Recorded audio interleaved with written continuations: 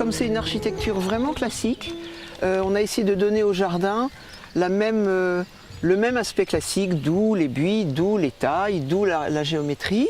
Et vous allez retrouver d'ailleurs au sud, en bonne partie cet esprit-là, un petit peu altéré par l'envie d'aller vers la pleine campagne.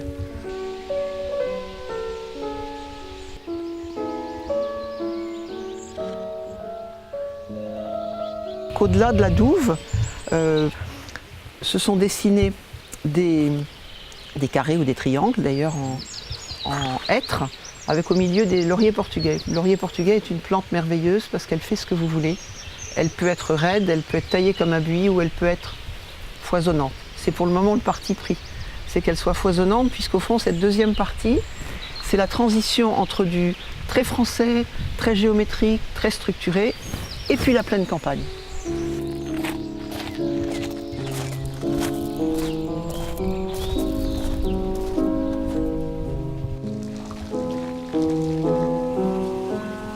Il y a un hectare ici, il y avait en fait quand même la ceinture de buis que vous voyez tout autour le long des murs, qui était un petit peu fatiguée, quelques vieux poiriers dans les allées transversales, mais tout ce que vous voyez autour de vous, tous ces parterres, tous ces cordons de pommiers, tout ça n'existait pas.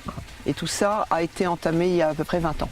Il y a un peu deux clés ici. Il y a d'une part le fait d'avoir voulu rompre la monotonie en coupant l'hectare en question en 4 grands morceaux. Et deuxièmement, il y a la volonté de ne pas jouer aux décorations ou à l'inutile et de ne faire que des choses qui servent et qui se mangent. Donc des fleurs, des fruits, des légumes.